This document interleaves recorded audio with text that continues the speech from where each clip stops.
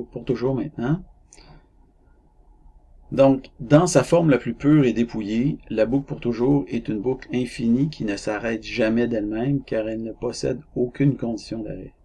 Donc, ce type de boucle, se rencontre au plus haut niveau dans la fonction. Généralement, ça se rencontre au plus haut niveau dans la fonction même d'un système embarqué, comme celui qui contrôle la plupart des petits et grands objets électroniques, en tout ou en partie, qui nous entourent.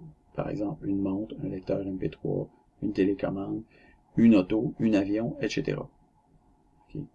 On peut aussi la rencontrer au plus haut niveau des sous-processus ou des threads, particulièrement en communication. Par exemple, vous pourriez voir ça dans le cours de programmation système ou alors de programmation réseau. C'est néanmoins lorsque cette boucle est utilisée en conjonction avec l'instruction break qu'elle devient vraiment plus utile pour le programmeur de tous les jours. Donc, c'est pas tous les jours qu'on code un système embarqué avec une fonction pour toujours qui s'arrête jamais. Okay. En général, on utilise une boucle pour toujours, mais avec un break quelque part qui permet d'arrêter la boucle.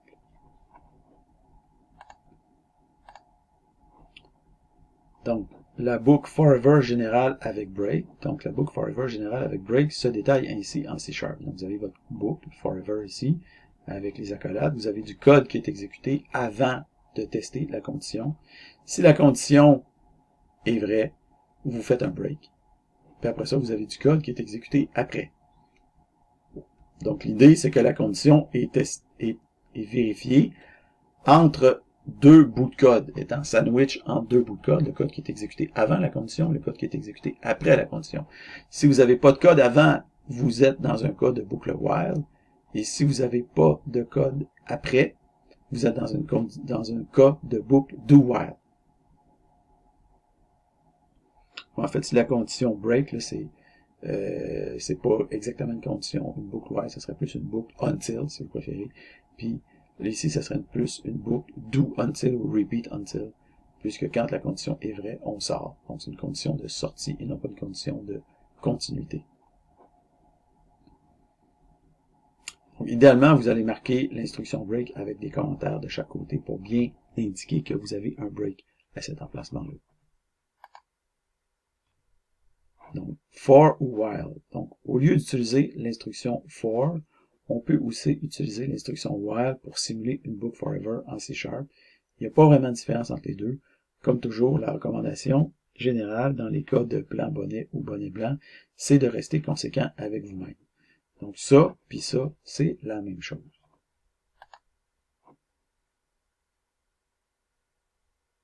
Donc, il existe une petite différence entre les deux codes précédents. Donc, pour vous en convaincre, utilisez-les ou entrez-les dans LinkPad et faites ensuite une saisie pour voir du code IL, donc du code .NET qui est généré dans chacun des cas. Donc, il y a un des codes qui est plus court et qui donc possède un léger avantage sur l'autre. Lequel est le plus court? C'est à vous de me le dire. Mais suite aux optimisations du compilateur, quand vous allez sélectionner le mode release, l'avantage que vous allez constater précédemment, en fait, va disparaître. Donc, vous répondez ici, lequel est le meilleur entre les deux, d'après vous, entre le for et le while, et vous allez faire ici une sortie du code IL Intermediate Language, donc du code .NET, pour voir laquelle des deux boucles, en fait, est la plus compacte en termes de langage machine généré. Donc, dans les langages de programmation où les entiers sont implicitement convertibles en booléens, comme le C, le C++ et la plupart des langages de script, vous allez souvent avoir apparaître un idiome qui s'appelle while 1, okay, pour démarrer une boucle forever. Donc, il faut savoir que 1 a la valeur de vérité vraie dans ces langages-là. Donc, ici, c'est marqué 1 est converti en true. C'est plus ou moins vrai que 1 est converti en true, mais 1 une valeur de vérité qui correspond à vrai. Okay. Par exemple, en Python, vous avez while 1, on va souvent avoir ça. Donc, nombre, input, nombre. Donc, on va chercher un nombre. Si le nombre est un digit, on fait un break. Après ça, on va afficher le nombre. C'est-à-dire, on va afficher le nombre ici s'il n'est pas valide. S'il n'est pas valide, ben, on va répéter la boucle while tant et aussi longtemps qu'on n'aura pas un nombre valide qu'on va aller lire.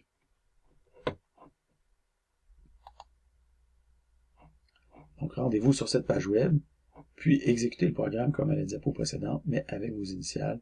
Faites une saisie. Donc, vous n'avez pas besoin d'entrer tout le programme, vous allez juste aller là et vous l'exécutez.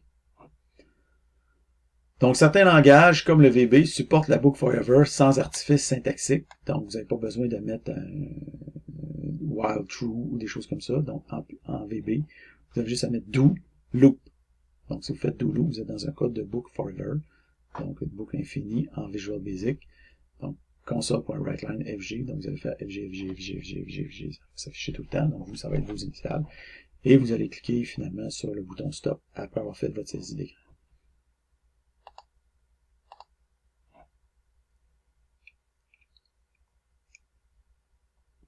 Donc, avec une boucle forever, vous pouvez réécrire le code de la diapo ci-contre, mais avec une condition pure et sans redondance. Donc, vous avez la diapo ici, vous pouvez aller voir ce que c'est.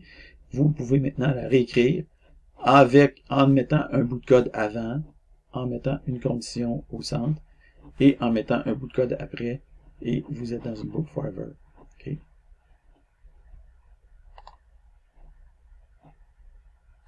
Donc, si vous mettez la saisie de votre diapo précédente, donc, en résumé, en C#, on crée une boucle forever avec for, comme ça, ou alors while true. Dans d'autres langages, vous allez aussi rencontrer possiblement while 1. La boucle forever pure, boucle infinie intentionnelle, est rarement utilisée en pratique, hors du domaine niché de la programmation système. La boucle forever avec break est une généralisation des boucles conditionnelles classiques while, until, do while et repeat until.